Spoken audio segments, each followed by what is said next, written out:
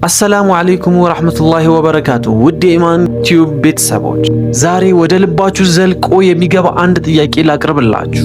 በእርግጥ ስኬትን ትፈልጋላችሁን? ወይስ ሰላም ናፍቋችኋል? ወይስ ፈጽሞ አይከፈትም ብላችሁ ያሰባችሁትን የህይወት በር ወለል ብሎ እንዲከፈትላችሁ ትመኛላችሁ? እስኪ አስቡት። ዓለም ሁሉ ጭጭ ባለችበት፣ ጫጫታው በሙሉ ጸጥ ባለበት፣ ጎረቤቶቻችሁ፣ ጓደኞቻችሁና የሰው ልጆች ሁሉ በከባድ እንቅልፍና በህልም ዓለም ውስጥ ሲዋኙ፣ አንተ ግን ከጌታ ጋር ከአጽናፈ ዓለሙ ፈጣሪ አላህ ጋር ለብቻ የምትገናኝበት አንድ ምስጢራዊና ድንቅ ሰዓት አለ። ያ ሰዓት ስንፍናን አሸንፈ ያንን ሞቅ ያለ ብርድ ልብስህን ገልብጠ ለፈጣሪ ፍቅር ስትል ብቻ የምትቆምበት የተሐጁድ ሰዓት ነው። ይህ ሰዓት ተራ ሰዓት አይደለም፣ የጀግኖችና የአሸናፊዎች መለያ ነው። ዛሬ በዚህ ቪዲዮ የምንነጋገረው ይህ የሌሊት ስግደት እንዴት ህይወትህን በጥቅሉ እንደሚቀይር፣ እንዴት እስካለህበት ጨለማ ወደ ብርሃን እንደሚያወጣህ ነው። አብራችሁን ቆዩ፣ ምክንያቱም ይህ ሰዓት የእናንተ የለውጥ ሰዓት ሊሆን ይችላል። እውነት እንነጋገር፣ ወጣትነት በፈተና ማዕበል የተሞላ የህይወት ምዕራፍ ነው። በትምህርታችሁ ውጤት ትጨነቃላችሁ፣ በሥራ ፍለጋ አንዳንዴ ተስፋ ትቆርጣላችሁ፣ ትዳር እንዴት ይሳካልኛል ብላችሁ ታስባላችሁ።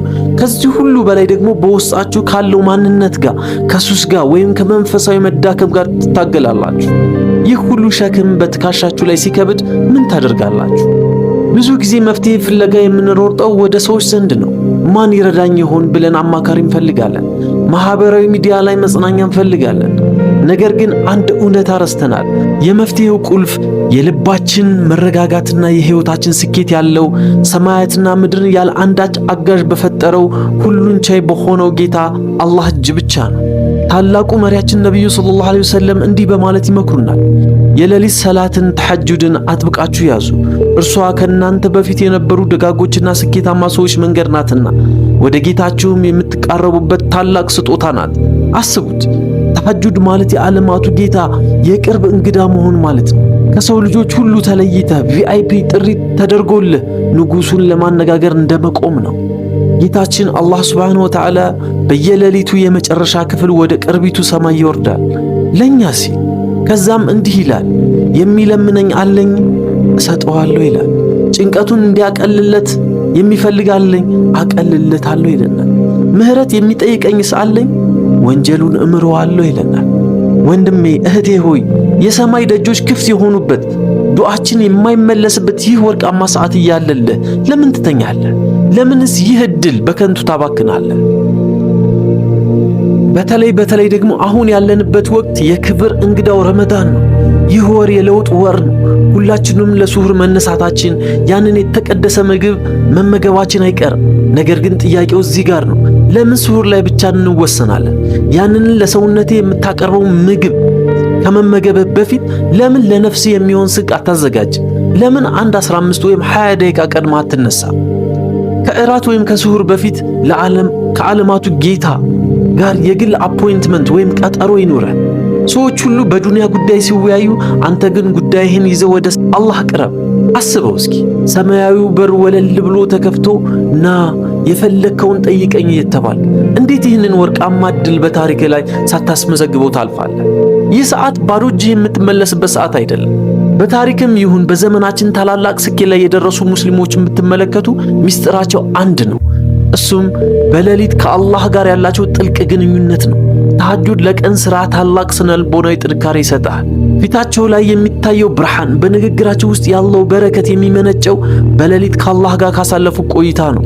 ዓለም ሁሉ አትችልም ሲልህ፣ አንተ ግን አላህ ይረዳኛል ብለህ በራስ በመተማመን እንድትራመድ ያደርግሃል። ምክንያቱም አንተ እርዳታ የጠየቀው የመንግስት ባለስልጣንን ወይም ሀብታም ሰውን አይደለም። አንተ የጠየቀው የሰማይትና የምድር ባለቤትን ነው። በረመዳን የሚደረግ ዱዓ ደግሞ ተቀባይነቱ እጥፍ ድርብ ነው። ያ የከበድ የትምህርት ጉዳይ፣ ያ የናፈከው ስኬት፣ ያ የፈለከው የባህሪ ለውጥ መፍትሄው ያለው እዚህ ሰዓት ላይ ነው። ዛሬ ሌሊት ጠይቅ፣ ነገ ተአምሩን ታያለህ። ታዲያ ይህንን ታላቅ መንፈሳዊ ጉዞ ለመጀመር ምን ያስፈልጋል? ብዙዎቻችሁ ከባድ ነው ብላችሁ ታስቡ ይሆናል። ነገር ግን ሚስጥሩ ያለው አጀማመሩ ላይ ነው። የግድ ገና ስትጀምሩ ሌሊቱን ሙሉ ስትሰግዱ ማደር የለባችሁም። መጀመሪያ የሚያስፈልገው ቁርጠኝነት ወይም ንያ ነው። ከመተኛታችሁ በፊት ጌታዬ ሆይ አንተን ላናግርህ እፈልጋለሁና አንቃኝ ብለህ ከልብህ ወሰን።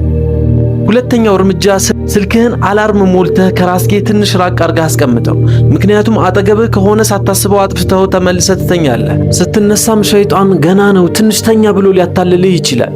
በዚያ ሰዓት አውዝ ቢላህ በልና ውዱ አድርገህ የመጀመሪያ እርምጃውን ተራመድ። ያኔ ስንፍናው በብርሃን ይተካል።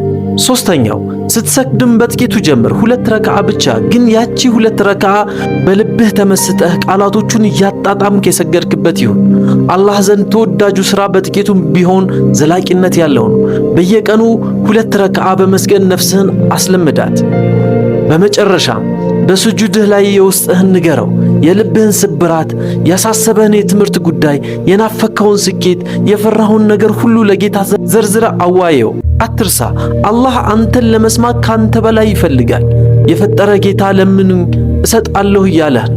ውድ ወንድሜ፣ ውድ እህቴ፣ ወጣትነታችን ትርጉም የሚኖረው ሕይወታችንስ ጣዕም የሚኖረው በአላህ መንገድ ላይ ስንሆን ብቻ ነው። ወጣትነትህን በዝሙት በጫት ወይም በከንቱ ሱስ አታባክነው። ይልቁስ ይህን የጉልበት ዘመንህ ለፈጣሪ ስገድለት።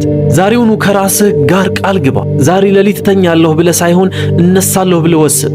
ስንፍናህን አሸንፈህ ለአላህ ስትቆም በሕይወቱ ውስጥ ማንም ሊያደርገው የማይችለውን ተአምር አላህ ሲያደርግልህ ታያለህ። የጨለመው ሕይወትህ ይበራል፣ የከበደህ ቀላል ይሆናል። ይህ መልእክት ለጓደኞችህም እንዲደርስ ሸር አድርጉት። ረመዳን የለውጥ ወር ነው። ተሐጁድ ደግሞ የዚያ የለውጥ ቁልፍ ነው። በሌሊት ተነስተህ ጌታህን አናግር።